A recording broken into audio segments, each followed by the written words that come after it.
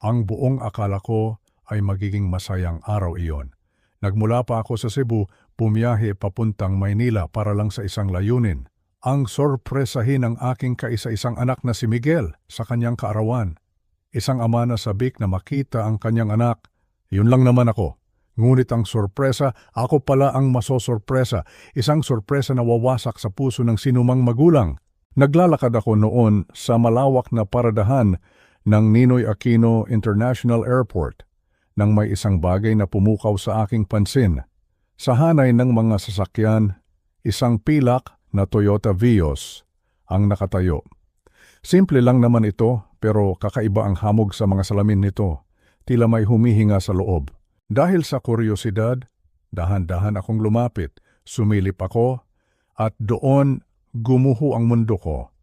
Ang sarili kong dugo, ang aking anak na si Miguel, ay natutulog sa likod na upuan.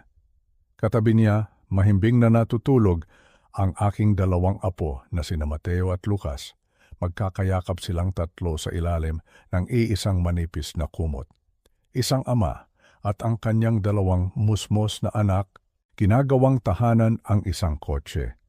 Sa isang paradahan ng airport, hindi ko na kailangang tingnan ang kalendaryo.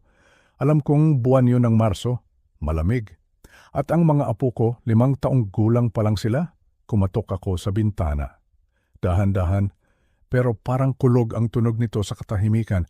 Nagising si Miguel, bigla. Sa isang saglit, tinitigan niya lang ako mula sa loob ng salamin. At sa mga mata niya, nakita ko ang isang bagay na hindi ko pa kailanman nasilayan sa buong buhay niya. Kahihiyan. Isang matinding kahihiyan, dahan-dahan niyang binuksan ang pinto. Halos pabulong niyang sabi, paos ang kanyang boses. Anong ginagawa niyo dito? Hindi ko na napigilan ang sarili ko. Nanginginig ang boses ko sa pinaghalong galit at tawa. Ako dapat nang magtanong niyan, Miguel.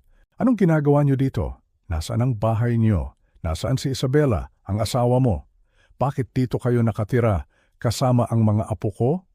Ibinaba niya ang kanyang tingin, parang isang bata na nahuling may kasalanan. Mahabang kwento po ba? Mahabang kwento? Iyan ang isinagot niya sa akin, habang ang mga anak niya ay natutulog sa lamig. Pero bago pa man ako makasagot, nagising na ang mga apo ko. Si Mateo, kinusot ang kanyang mga mata, at nang makita niya ako, isang ngiti ang sumilay sa kanyang mukha. Lolo, ang salitang iyon, Lolo, parang may pumiga sa puso ko. Pinilit kong ngumiti pabalik. Halika kayo mga apo. Samahan niyo si Lolo, mag-almusal tayo, may mahalaga lang kaming pag-uusapan ng papa ninyo. Isang oras ang lumipas, ang mga apo ko masayang kumakain ng pancake. Habang kami ni Miguel nasa isang hiwalay na mesa, doon na niya isinalaysay ang lahat at sa bawat salitang lumalabas sa bibig niya, parang lalong dinudurog ang puso ko. Iniwan siya ni Isabela. 3 buwan na ang nakalipas, pero hindi lang siya basta iniwan, nilimas niya ang lahat. Nawala ang bahay na pinaghirapan nila, na ipinundar mula sa tulong ko. Nawala ang lahat ng pera nila sa bangko. At ang pinakamasakit sa lahat, nawala ang negosyo. Ang negosyong sinimulan niya na pinuhunanan ko ng 8 milyong piso.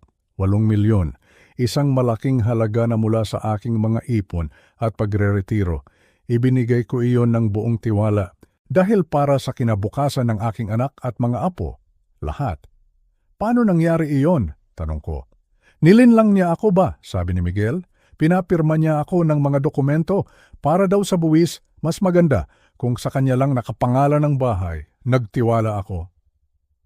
Isang araw pag-uwi niya galing trabaho, iba na ang susi. May restraining order na nagbabawal sa kanyang lumapit. At ang dahilan?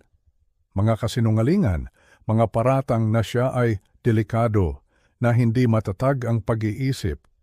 Mga peking text message, mga bayarang testigo, isang perpektong plano para sirain siya. Ang mga magulang ni Isabela na tinuring kong pamilya ay kasabwat sa lahat. At ang 8 milyong piso ko, iyon ang pinakamasakit. Isang araw bago siya umalis, inilipat ni Isabela ang lahat ng pera ng negosyo sa isang account na pag-aari ng kanyang ama. Isang utang daw na napag-usapan nila. Isang utang na walang kasulatan, walang pruweba.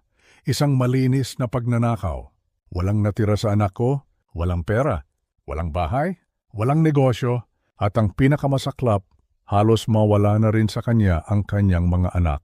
2 beses lang sa isang linggo niya sila pwedeng makita at may bantay pa, isang pagpapahirap na sinadya.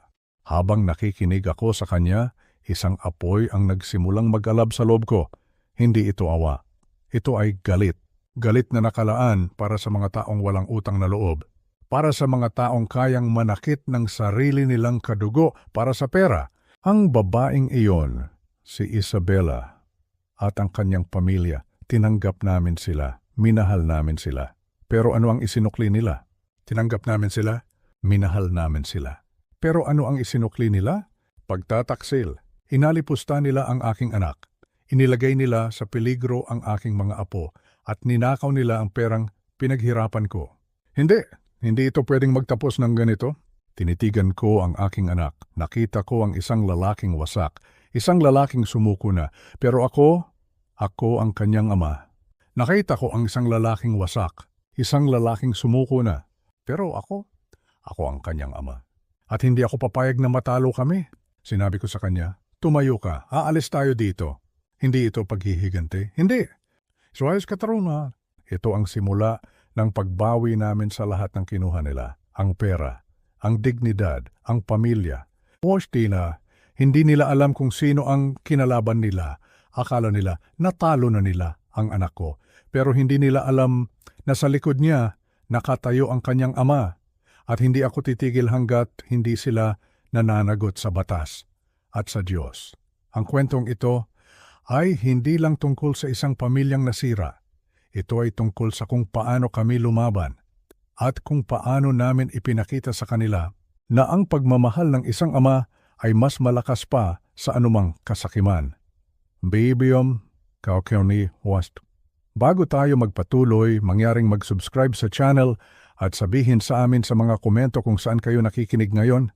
Habang pinapanood ko ang aking mga apo, sina Mateo at Lucas, na walang kamalay-malay na kumakain ng kanilang mga pancake, tila ba napakabigat ng hangin sa pagitan namin ni Miguel.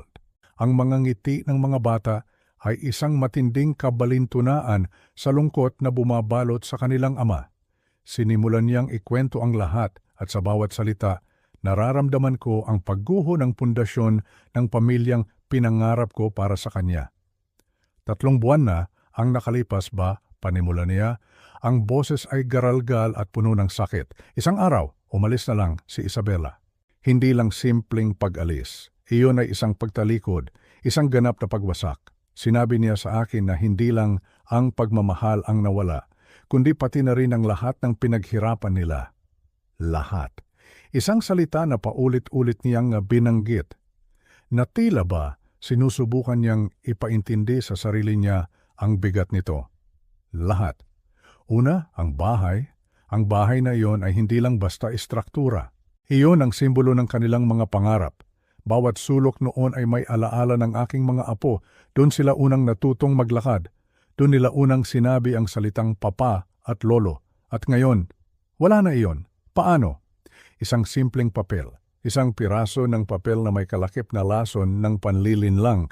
Sinabi ni Isabela kay Miguel na kailangan nilang ilipat ang titulo ng bahay sa pangalan lamang niya para raw makaiwas sa malaking buwis. Isang dahilan na mukhang makatuwiran lalo na kung galing sa taong pinagkakatiwalaan mo, ang asawa mo. Kaya si Miguel na walang anumang pagdududa ay pumirma. Hindi niya alam na ang pirma na iyon ay ang simula ng kanyang pagbagsak, ang pagpirma sa sarili niyang hatol. Pagkatapos ng bahay, sumunod ang pera. Ang lahat ng ipon nila sa bangko ay biglang naglaho. Nilimas. Iniwan si Miguel na walang kahit isang sentimo at ang pinakamatindi sa lahat, ang negosyo, ang kumpanyang itinayo niya mula sa wala, ang kumpanyang pinuhunanan ko ng 8 milyong piso. 8 milyon, isang halaga na hindi biro. Galing iyon sa dugot pawis ko, ipinagkatiwala ko sa kanila para sa kinabukasan ng aking mga apo. Ngunit parang bula na wala rin yun. Paano ulit? Sa pamamagitan ng isa pang panlilinlang. Si Isabela ang namamahala sa pananalapi ng kumpanya. At isang araw bago siya tuluyang umalis, inilipat niya ang lahat ng pondo 8 milyon at lahat ng kinita nito sa isang investment account. Isang account na nakapangalan sa kanyang ama. Ang paliwanag niya, isang business loan or utang daw iyon na napag-usapan nila. Isang utang na walang kontrata, walang kasulatan, walang anumang katibayan maliban sa salita ng isang taong nagbabalak na manakit.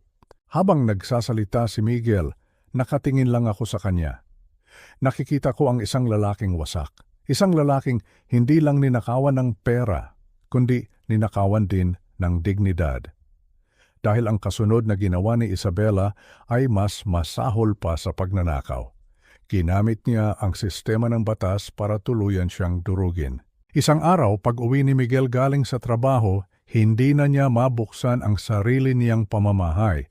Pinalitan na ang mga susi at may naghihintay sa kanya, isang restraining order. Isang legal na dokumento na nagsasabing isa siyang panganib, na kailangan niyang lumayo sa sarili niyang pamilya. Ang basehan, mga kasinungalingan, purong kasinungalingan. Sinabi ng abogado ni Isabela na si Miguel ay mentally unstable, isang taong delikado at may pagbabanta sa buhay ng kanyang mag-ina. Ang anak ko, na sa buong buhay niya ay hindi nakasakit ng kahit langgam, ay biglang naging isang halimaw sa mata ng korte. May ebidensya daw sila ba, sabi ni Miguel, nanginginig ang mga kamay. Mga peking text message na di umano'y galing sa kanya, puno ng pagbabanta. Mga testigong binayaran para magsinungaling na nagsasabing nakita nilang nagwawala si Miguel.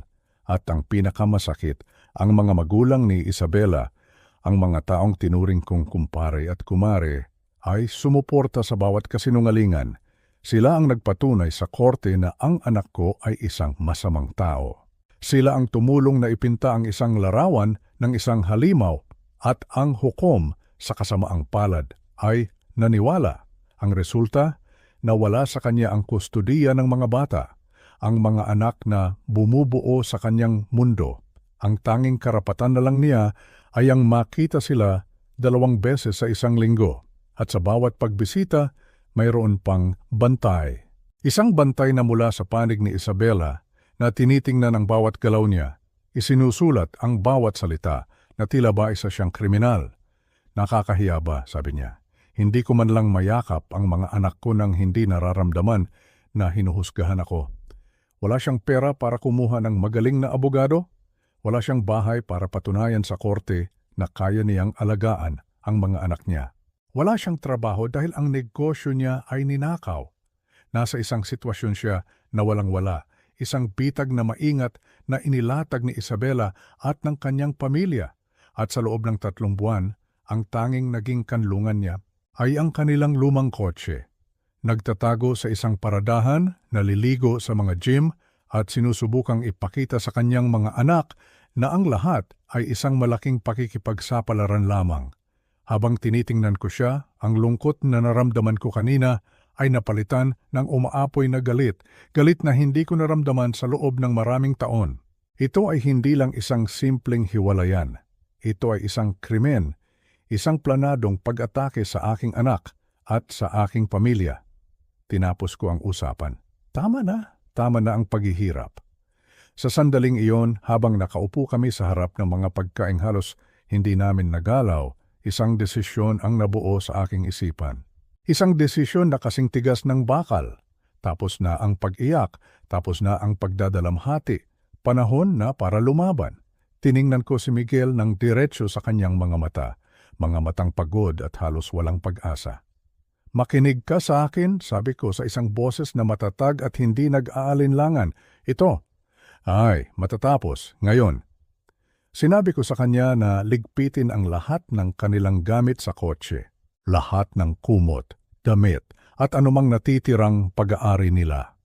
Ikaw at ang mga bata ay titira muna sa hotel kasama ko, utos ko, hanggang sa maayos natin ang lahat ng ito. Nakita ko ang pag-aatubili sa kanyang mukha, isang takot na matagal nang nananahan sa kanya.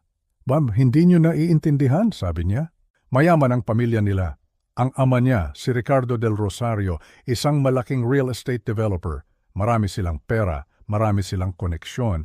Mayroon silang mga magagaling na abogado. Paano ako lalaban?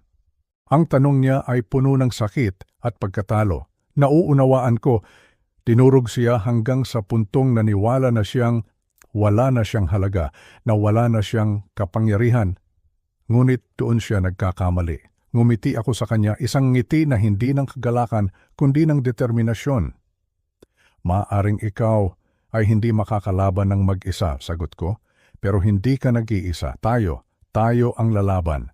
Ang salitang tayo ay nagbigay ng kaunting kislap sa kanyang mga mata, isang kislap ng pag-asa. Nang gabing iyon sa katahimikan ng aming kwarto sa hotel, habang mahimbing na natutulog ang aking mga apo sa malambot na kama, isang bagay na matagal na nilang hindi naranasan, ako naman ay gising na gising. Ang aking isipan ay parang isang makina na nagsisimula ng umandar. Kinuha ko ang aking telepono at nagsimula akong gumawa ng mga tawag. Hindi na ito oras para sa emosyon, ito ay oras para sa aksyon. Ang una kong tinawagan ay si Attorney Ramon Santos, ang aking abogado at kaibigan sa loob ng 30 taon sa Cebu. Isa siyang matalino at mapagkakatiwalaang tao. Ramon, sabi ko pagkasagot niya, kailangan ko ng tulong mo. Irekomenda mo sa akin ang pinakamagaling na abogado para sa kasong pampamilya dito sa Maynila. Pera ay hindi problema. Narinig ko ang pag-aalala sa kanyang boses. Jose, anong nangyari? Tanong niya. Ikinuwento ko sa kanya ang lahat, mula sa pagtuklas ko sa paradahan hanggang sa bawat detalye ng panlilinlang na ginawa kay Miguel. Nang matapos ako, nagkaroon ng mahabang katahimikan sa kabilang linya. Jose, sabi ni Ramon sa wakas, ito ay hindi isang simpleng kaso ng hiwalayan. Ang amoy nito ay pandaraya, isang organisadong krimen. Ang paglipat ng pera, ang mga peking dokumento, ang mga magkakatugmang testimonya ng mga testigo, lahat ay planado. Kailangan mo ng isang abogado na hindi lang magaling sa family law, kundi pati na rin sa mga financial crimes. Mayroon siyang isang pangalan sa isip, isang pangalan na magiging susi sa aming laban. Pagkatapos ng tawag kay Ramon, isa pang tao ang pumasok sa isip ko. Isang lumang kaibigan. Si Major Elena Reyes ng Philippine National Police. Mayroon siyang utang na loob sa akin. Maraming taon na ang nakalipas, tinulungan ko ang kanyang anak na makapasok sa isang magandang unibersidad noong panahong nagigipit sila. Alam kong hindi niya iyon malilimutan. Tinawagan ko siya. Hindi ako humingi ng pabor na labag sa batas. Ang hiningi ko lang ay impormasyon tungkol sa pamilyang Del Rosario. Elena, sabi ko, meron lang akong gustong ipa-background check. Ricardo Del Rosario, isang real estate developer. Hindi na siya nagtanong pa. Alam niyang seryoso ang sitwasyon. Sige Jose, ako ang bahala, sagot niya. Pagkababa ko ng telepono, huminga ako ng malalim. Ang mga unang hakbang ay nagawa na. Ang mga piyesa ay nagsisimula ng gumalaw ayon sa aking plano. Hindi ko alam kung ano ang kahihinatnan ng laban na ito. Hindi ko alam kung gaano ito katagal o kung gaano ito kamahal. Pero isang bagay ang sigurado ako. Hindi ko hahayaang madurog ang aking anak. Hindi ko hahayaang lumaki ang aking mga apo na iniisip na ang kanilang ama ay isang masamang tao. Ipinangako ko sa sarili ko, sa alaala ng aking yumaong asawa at sa aking anak, na ibabalik namin ang lahat. Ibabalik namin ang pera, ibabalik namin ang dignidad, at higit sa lahat, ibabalik namin ang pamilya. Tiningnan ko ang mga apo ko na natutulog, napaka-inosente, napakapayapa. Para sa kanila ang laban na ito. At sisiguraduhin kong sa huli, kami ang mananalo. Dahil ang isang ama at isang lolo ay gagawin ang lahat para sa kanyang pamilya. Ito ang aking pangako. Kinabukasan, armado ng pangalan na ibinigay sa akin ni Ramon, nagtungo ako sa opisina ng isa sa mga pinakakilalang abogado sa Maynila. Ang kanyang pangalan, Attorney Katrina David. Ang kanyang reputasyon ay nauuna sa kanya, matalas, walang sinasanto, at dalubhasa sa mga komplikadong kaso ng pamilya na may sangkot ng malaking pera at pandaraya.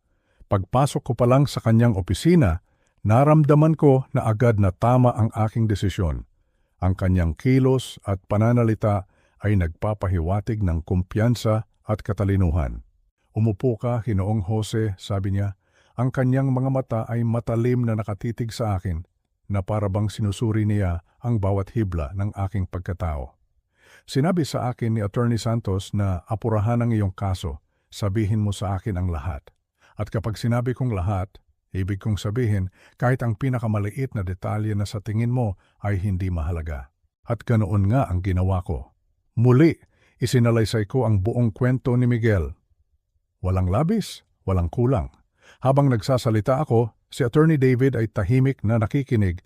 Paminsan-minsan ay tumatango at nagsusulat sa kanyang legal pad. Hindi niya ako pinutol. Hinayaan niya akong ilabas ang lahat ng bigat na nararamdaman ko. Nang matapos ako, sumandal siya sa kanyang upuan at tinitigan ako ng ilang sandali. Ginoong Jose, sabi niya sa wakas, ang kanyang boses ay kalmado ngunit may bigat. Ang sitwasyon ng anak ninyo ay mas malala pa sa inaakala ninyo, ngunit hindi ito isang kasong walang pag-asa. Ipinaliwanag niya sa akin ang mga teknikal na termino ng aming kinakaharap. Ang ginawa raw ni Isabela at ng kanyang pamilya ay isang klasikong kaso ng financial coercive control. Isang uri ng pang-aabuso kung saan sistematikong inaalis ang lahat ng pinansyal na kakayahan ng isang tao upang mawalan ito ng kapangyarihang lumaban. Inalisan nila si Miguel ng pera, bahay at trabaho. Para wala siyang magamit na panlaban sa korte, isang napakatusong stratehiya. Ngunit hindi lang iyon, idinagdag niya na mayroon ding elemento ng parental alienation. Ito ay ang proseso kung saan sinisiraan ng isang magulang ang isa pa sa harap ng mga anak at ang lipunan upang tuluyang masira ang kanilang relasyon. Ang mga kasinungalingan tungkol sa pagiging mentally unstable ni Miguel, ang mga peking ebidensya, ang pagkontrol sa mga pagbisita, lahat ay bahagi ng isang mas malaking plano. Ang plano na burahin si Miguel sa buhay ng kanyang mga anak, hindi dahil isa siyang masamang ama, kundi para mapagtakpan ang kanilang krimen sa pananalapi. Ito ay isang playbook, sabi ni Attorney David, isang serye ng mga hakbang na paulit-ulit kong nakikita sa mga kasong tulad nito. Ang magandang balita, dahil isa itong playbook, alam na natin kung paano ito lalabanan. Bigla ang mabigat na pakiramdam sa aking dibdib ay bahagyang gumaan. Sa unang pagkakataon sa loob ng ilang araw, nakaramdam ako ng tunay na pag-asa. Ano ang kailangan nating gawin? Tanong ko. Una, sabi niya, kailangan nating patunayan na matatag na ang kalagayan ni Miguel. Kailangan daw naming ipakita sa korte na ang mga akusasyon laban sa kanya ay walang basehan. Kailangan niya ng maayos na tirahan, kailangan niya ng trabaho, at kailangan naming idokumento na ang mga bata ay masaya at malusog sa kanyang piling. Pangalawa, patuloy niya, kailangan nating salakayin ang kanilang mga ebidensya. Ang mga text message kailangan nating ipasuri sa isang digital forensics expert. Ang mga testigo kailangan nating kunan ng opisyal na testimonya sa ilalim ng panunumpa. Garantisado ako sa ilalim ng matinding pagtatanong, guguho ang kanilang mga kasinungalingan. At panggatlo, at ang pinakamahalaga, sabi niya habang nakatitig sa akin, kailangan nating sundan ang pera. Dito na pumasok ang pangangailangan para sa isang forensic accountant, isang eksperto na susuyurin ang bawat transaksyon sa bangko, bawat papel, bawat resibo. Kung ang pera ay ninakaw, hahanapin natin ito. At kapag nahanap natin, hindi na lang ito magiging isang kaso ng pamilya, magiging isang kasong kriminal na ito. Ang mga salitang iyon ay musika sa aking pandinig, katarungan. Iyon ang hinahanap ko. Gaano katagal ito aabutin? Tanong ko. Maaring tumagal ng ilang buwan o kahit isang taon, sagot niya. Mabagal ang usad ng kaso sa korte, pero huwag kang mag-alala. Habang naghihintay tayo, maghahain tayo ng isang emergency motion para baguhin ang kustodiya. Kung maipapakita natin na niloko ni Isabela ang korte para makuha ang mga bata, malaki ang tsansa na ibigay sa atin ang pansamantalang joint custody.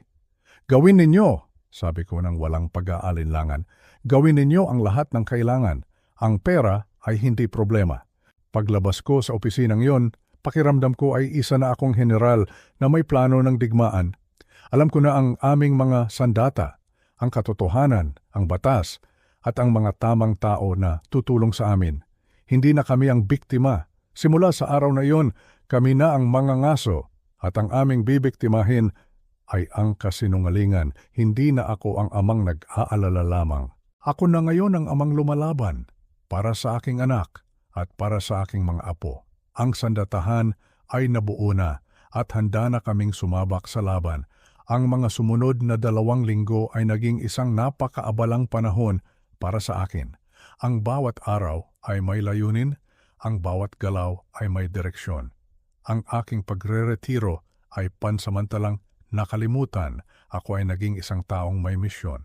Isang full-time na investigador, stratehista, at higit sa lahat, isang lolo na nagsisigurong maayos ang lahat para sa kanyang mga apo. Ang unang hakbang ay ang pagtupad sa sinabi ni Attorney David, ang pagpapatunay na si Miguel ay isang matatag na ama.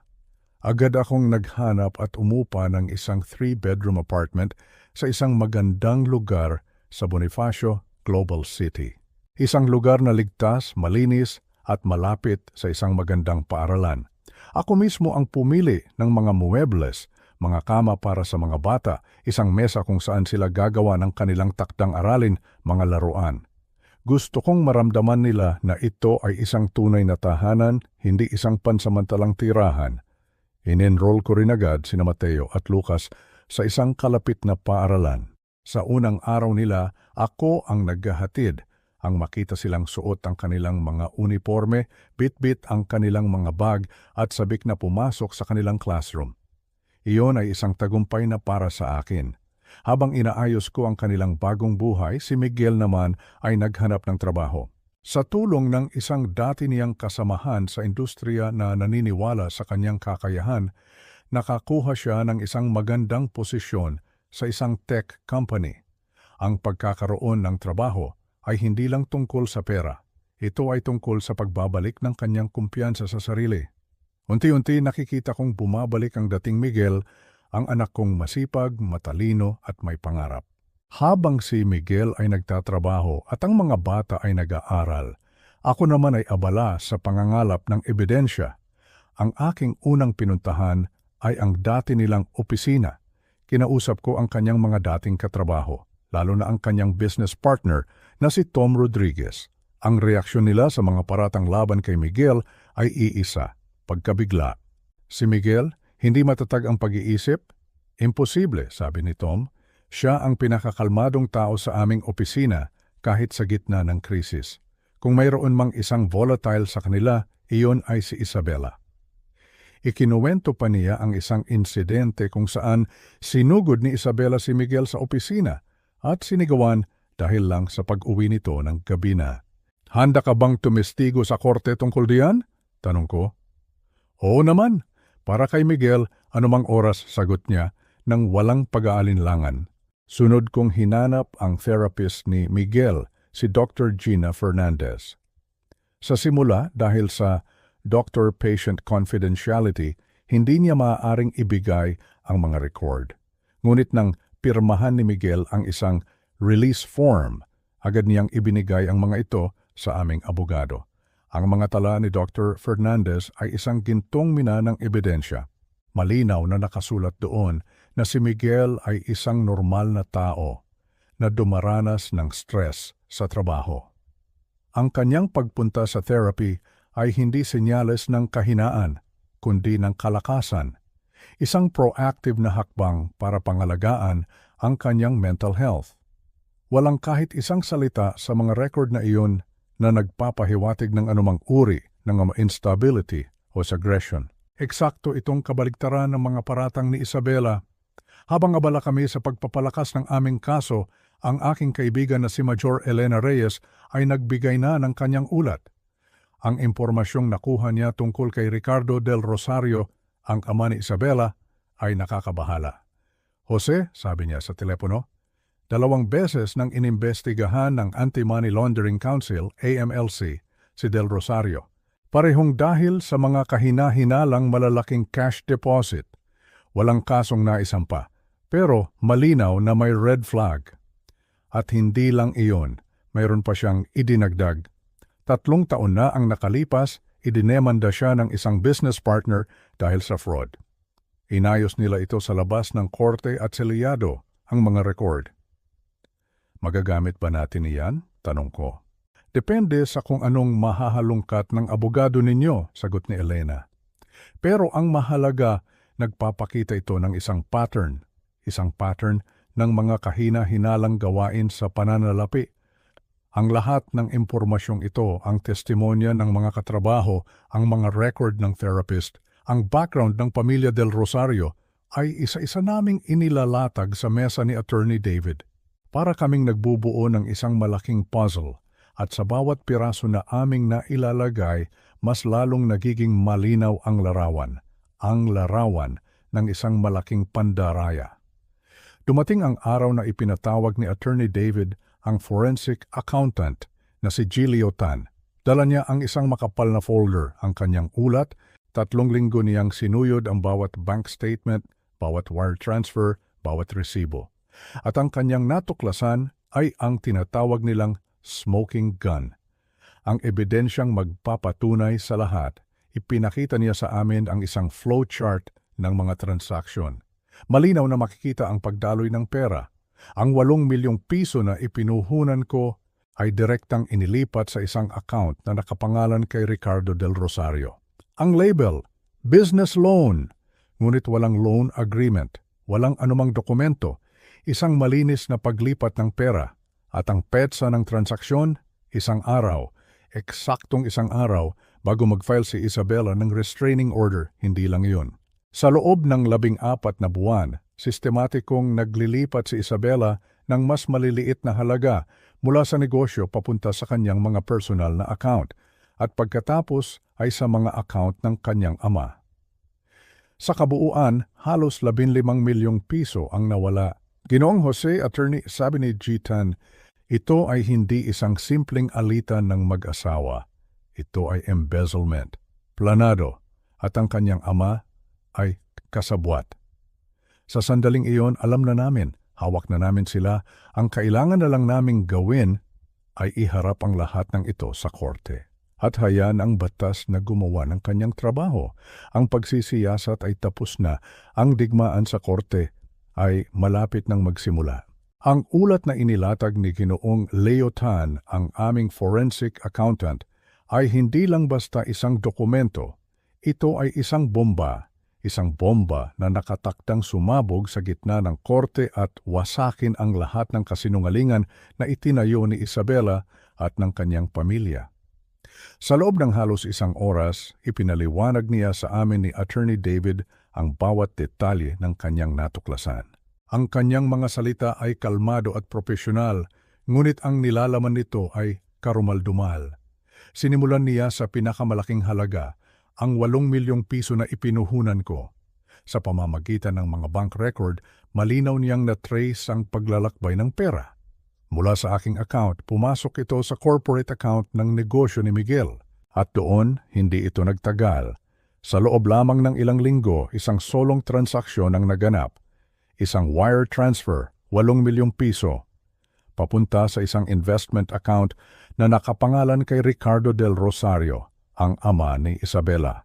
Ang nakasulat sa detalye ng transaksyon ay business loan repayment, isang napakalinis na pagtatangka na gawing lehitimo ang isang pagnanakaw. Ngunit heto ang problema, sabi ni G-Tan habang itinuturo ang isang bahagi ng ulat. Walang anumang umiiral na loan agreement sa pagitan ng negosyo at ni G. Del Rosario. Sinuyod namin ang lahat ng papeles ng kumpanya, lahat ng email, lahat ng board resolution. Walang kahit isang pirasong papel na nagpapatunay na nagpautang ang kanyang ama sa negosyo. Paano ka magbabayad ng utang na hindi naman umiral?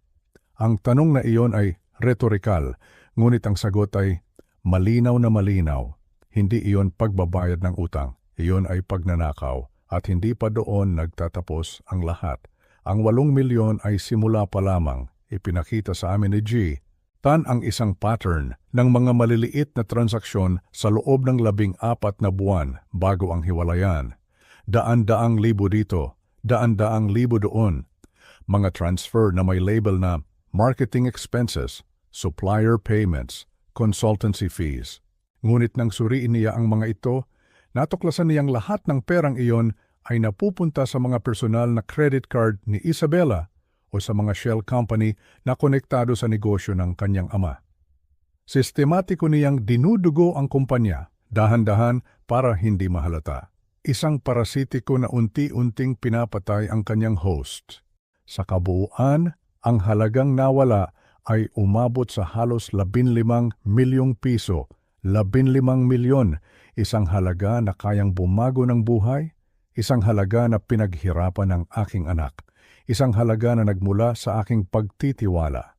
Ang ginawa niya ay napakatalino sa isang masamang paraan, paliwanag ni Gitan. Pinapanatili niyang mukhang kumikita ang negosyo sa mga financial report na ipinapakita niya kay Miguel. Ngunit sa likod, unti-unti niya itong nililimas at ang tiyempo ng pinakamalaking transfer, isang araw bago siya mag-file ng restraining order, ay hindi isang pagkakataon. Ito ay planado. Tiniyak niya na bago niya simulan ang legal na laban, hawak na niya ang lahat ng pera. Inalisan niya si Miguel ng lahat ng bala bago pa man magsimula ang digmaan. Habang nakikinig ako, hindi ko maiwasang makaramdam ng pangingilabot. Ang antas ng panlilinlang, ang kawalan ng konsensya ay hindi kapanipaniwala. Hindi ito gawa ng isang asawang bigla na lang ayaw na sa kanyang pagsasama. Ito ay gawa ng isang mandaragit, isang kriminal. Ito ay hindi na isang simpleng marital dispute pagtatapos ni Gitan habang isinasara ang kanyang ulat. Ito ay embezzlement at si G. Del Rosario ay isang kasabwat. Si Attorney David ay tumango. Ang kanyang mukha ay seryoso. Salamat, Gitan. Ang ulat na ito ay ang ating pinakamalakas na sandata. Pagkaalis ni G. Tan, kami na lang ni Attorney David ang naiwan. Ano ang susunod na hakbang? Tanong ko. Simple lang, sagot niya. Hindi lang natin isusumite ang ulat na ito sa family court.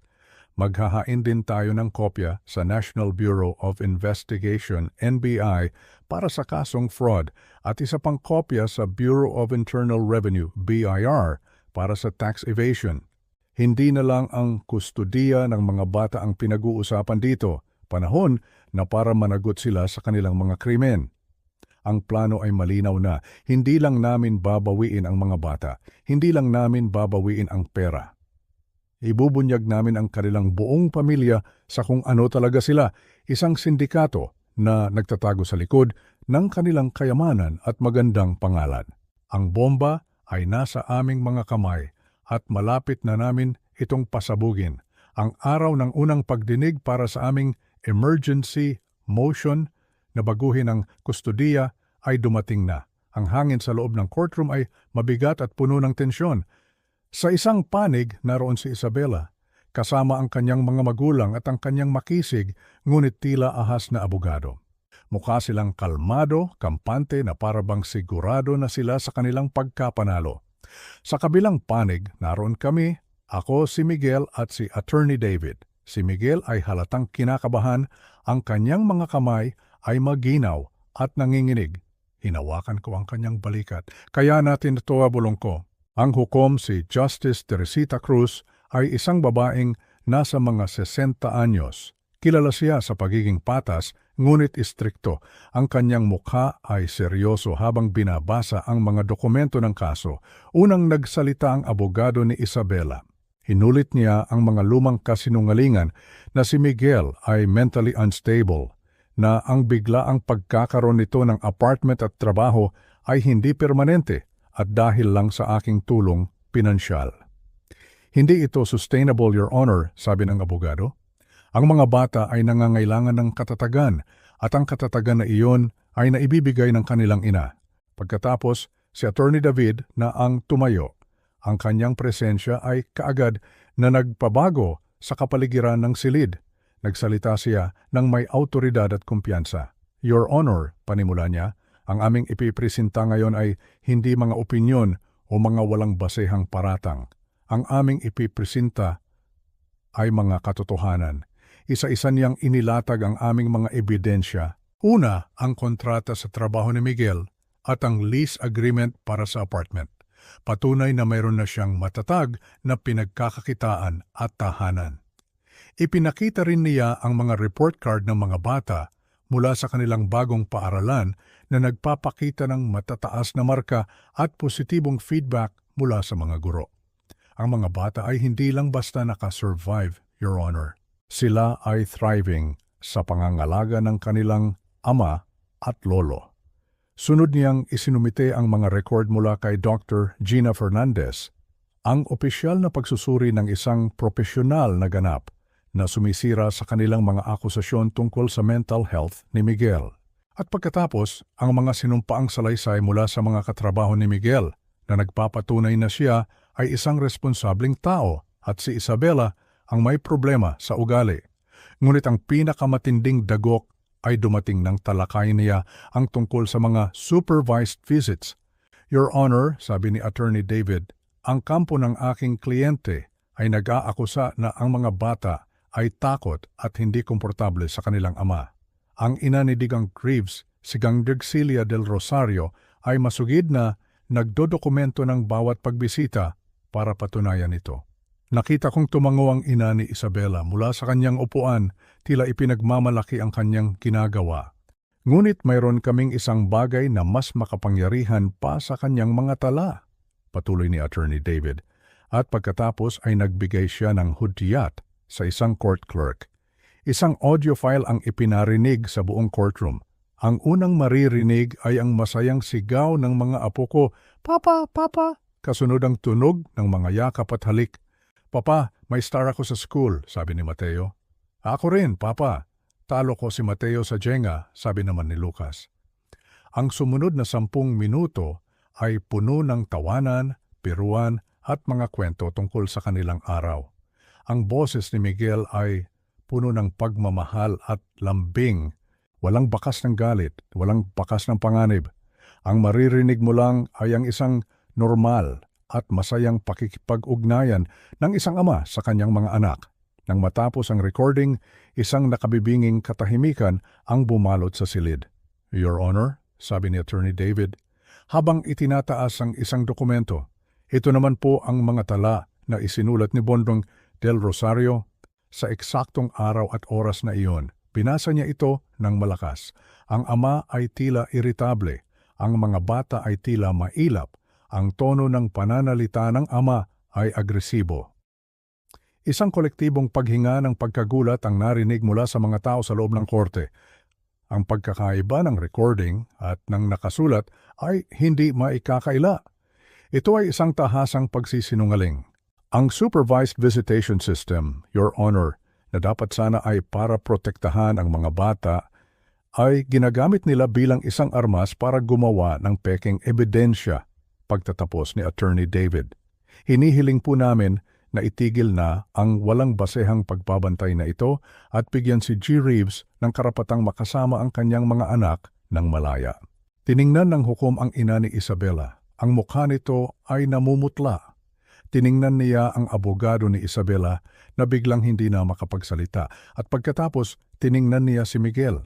Sa unang pagkakataon, nakita ko ang isang bahid ng simpatiya sa mga mata ng hukom. Hindi pa tapos ang laban, ito ay simula pa lamang. Ngunit sa araw na iyon, sa loob ng korting iyon, naramdaman naming lahat na kahit agos ng digmaan ay nagsisimula ng pumanig sa amin. Ang pader ng kasinungalingan na kanilang itinayo ay nagsisimula ng magkaroon ng mga bitak. Ang araw ng cross-examination ni Isabela ang siyang pinakahihintay naming lahat. Ito na ang pagkakataon ni Attorney David na harapin siya ng direkta sa ilalim ng panunumpa, kung saan ang bawat salita ay may bigat at ang bawat kasinungalingan ay may katumbas na parusa. Pumasok si Isabela sa witness stand na may kumpiyansa pa rin. Nakaayos ang buhok, maganda ang damit. Tila ba isa siyang biktima na handang sabihin ang kanyang katotohanan. Ngunit hindi niya alam na ang naghihintay sa kanya ay hindi isang palakaibigang pag-uusap. Ito ay isang pagtutuos. Nagsimula si Attorney David ng mahinahon. "Gingging Reeves," sabi niya, "sa inyong sinumpaang salaysay, sinabi ninyo na ang paglipat ng 8 milyong piso mula sa inyong negosyo patungo sa account ng inyong ama ay isang business loan. Tama po ba?" "Opo, tama po," sagot ni Isabela. Ang kanyang boses ay matatag. Maaari niyo po bang ipakita sa korte ang loan agreement para sa utang na ito? Isang bahagyang pag-aatubili. Ito po ay isang verbal agreement lamang, isang usapan sa loob ng pamilya. Isang verbal agreement para sa 8 milyong piso? Tanong ni Attorney David, ang kanyang tono ay nagpapahiwatig ng pagdududa. Ayon sa mga financial record ng kumpanya na isinumiti na namin sa korte, ang negosyo ay kumikita ng malaki sa panahong iyon. Bakit kinailangan ninyong mangutang? Muling nag-atubili si Isabela. Dahil si Miguel ay magastos, masyado siyang maluho. Ito na ang pagkakataong hinihintay ni Attorney David. Naglabas siya ng 2 set ng dokumento. Nga! Reeves, ito po ang mga bank statement ni G. Reeves sa loob ng 6 na buwan bago kayo maghiwalay. Ang kanyang mga gastusin, renta, groceries, kuryente, gas, mga pang-araw-araw na pangangailangan, walang luho. Pagkatapos, itinaas niya ang isa pang set ng dokumento. At ito naman po ang inyong personal credit card statements sa parehong panahon. Mga charge mula sa mga mamahaling restaurant, designer boutiques, mga spa na may kabuang halaga na mahigit 1 milyon at 500,000 piso. Sino po sa inyo ang masasabi nating magastos? Ang mukha ni Isabela ay nagsimulang mamula. Karapatan kong i-enjoy ang tagumpay ng aming negosyo. Mahina niyang sagot. Ang tanong po, kidding Reeves, ay kung ito ba ay inyong negosyo o isang joint venture na pinundohan ng puhunan mula sa kanyang ama? Tanong ni Attorney David. Kung ito ay pinagsamahan ninyo, bakit ninyo inilipat ang napakalaking halaga nang walang kaalaman o pahintulot niya? Alam niya, giit ni Isabela. Talaga po? Dahil ayon sa mga phone record na hawak namin, walang anumang tawag or text sa pagitan ninyo ni G. Reeves sa araw na iyon. Ang transaksyon ay naganap ng 9:00 ng umaga. Sa oras na iyon, si Miguel ay nasa isang meeting kasama ang isang kliyente sa kabilang panig ng Metro Manila. Paano niya nalaman? Hindi na makasagot si Isabela. Hindi ko na matandaan ang eksaktong detalye. Maginhawa naman, sarkastikong sabi ni Attorney David. Pumunta naman tayo sa mga akusasyon tungkol sa kanyang mental health. Sabi ninyo, nagpadala siya ng mga mapanirang text message. Nasaan na po ang mga mensaheng iyon? Binura ko na po dahil natakot ako. Natakot kayo? Kaya binura ninyo ang ebidensya, ngunit nakapag-screenshot kayo para ipakita sa inyong abogado? Opo. Reeves, sabi ni Attorney David, habang naglalakad palapit, ang mga screenshot na isinumayti ninyo ay sinuri na ng isang digital forensics expert at ang kanyang konklusyon, ang mga ito ay nagpapakita ng mga senyales ng manipulasyon. Ang mga timestamp ay hindi tugma sa mga phone record. Ang mga thread ng mensahe ay hindi kumpleto. Sa katunayan, ang metadata ng mga larawan ay nagpapakita na ang mga ito ay ginawa sa isang computer, hindi kinunan mula sa isang telepono. Maaari niyo po bang ipaliwanag iyan? Objection, Your Honor, sigaw ng abogado ni Isabela. Overruled, mabilis na sagot ng hukom. Si Isabela ay nataranta. Hindi ko alam, baka sira ang telepono ko. Hindi na siya pinatapos ni Attorney David. O baka ang mga mensaheng ito ay gawa-gawa lamang. Isang nakabibinging katahimikan. Ang kumpiyansa ni Isabela ay tuluyan ng naglaho.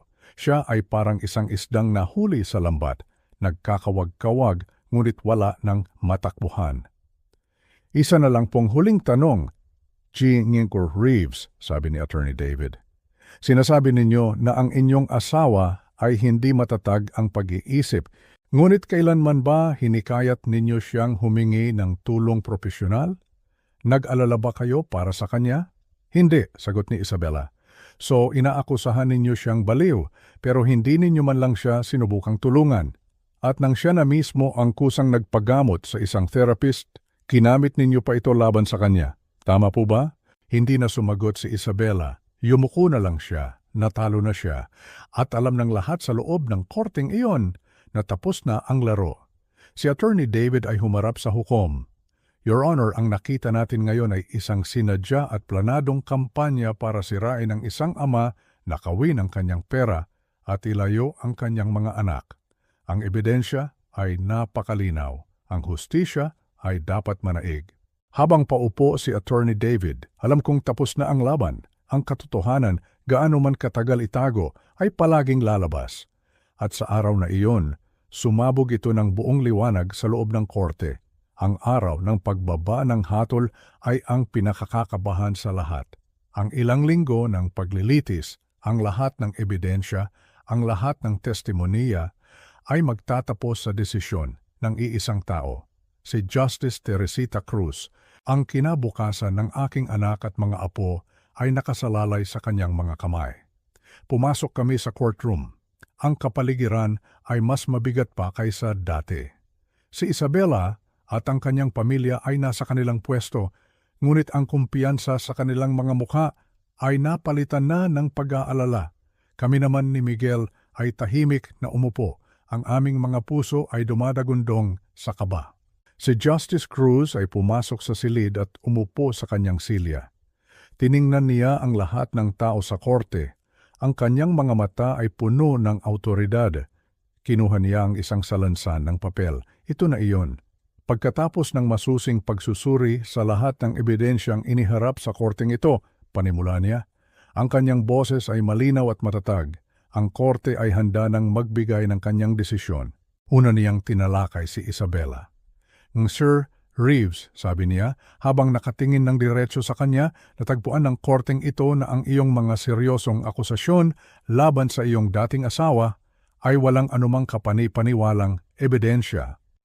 Sa ding katunayan at yung mga ebidensyang iniharap tulad ng mga peking text message at ang mga minanipulang ulat mula sa supervised visits ay nagpapahiwatig ng isang malinaw na intensyon na linlangin ang korte.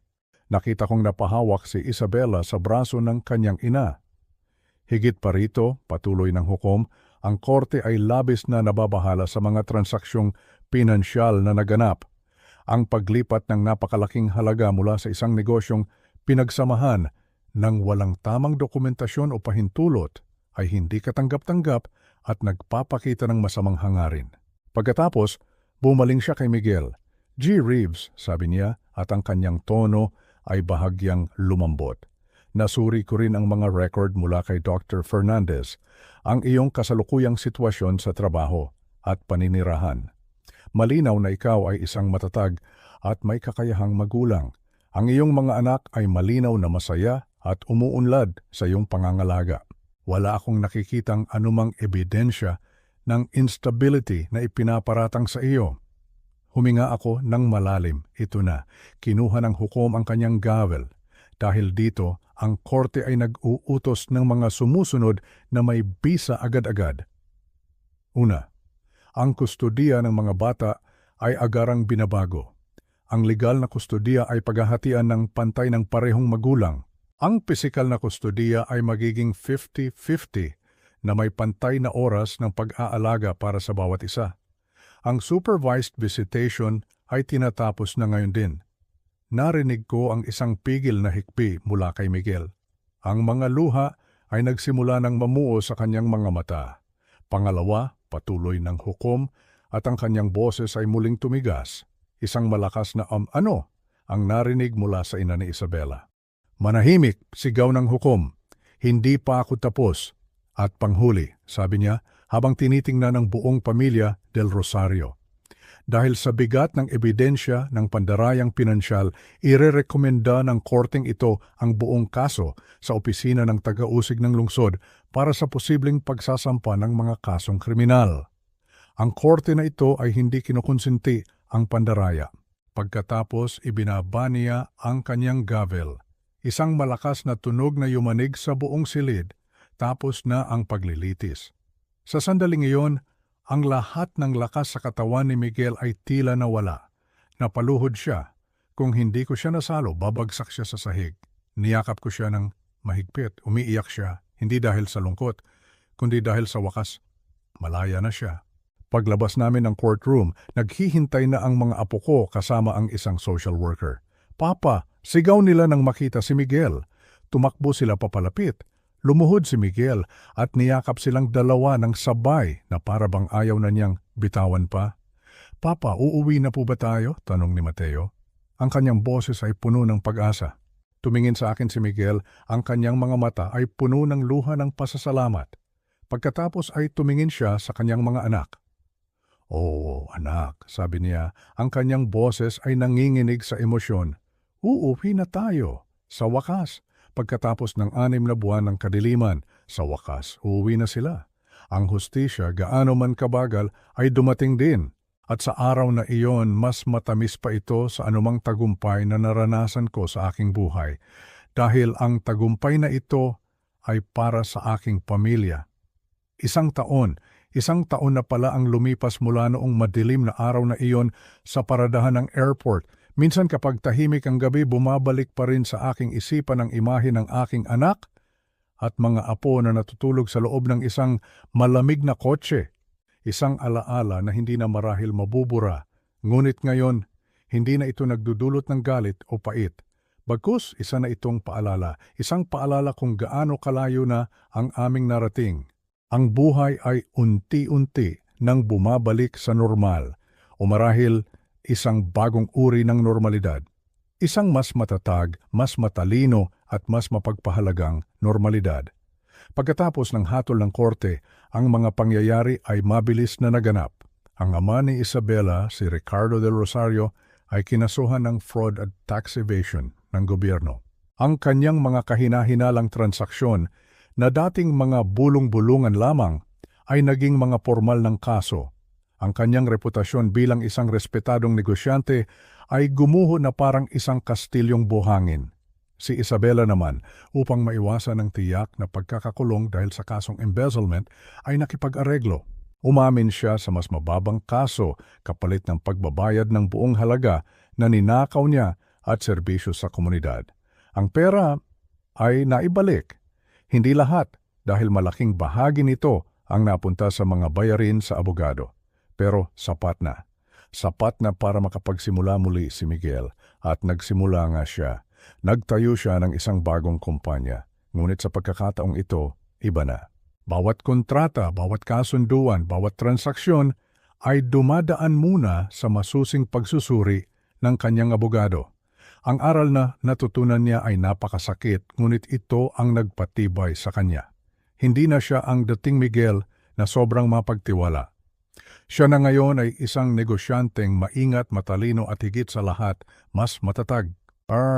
Ang kustodiya ng mga bata ay nahati ng pantay sa papel, ngunit sa katotohanan, mas madalas silang nasa poder ni Miguel. Si Isabela na abala sa pag-aayos ng sarili niyang gusot at pagliligtas sa kung anuman ang natitira sa kanyang pangalan ay tila nawalan na ng interes sa pagiging isang ina. Para bang ang mga bata ay naging isang abala na lamang sa kanya. Masakit isipin, lalo na para sa mga apo ko.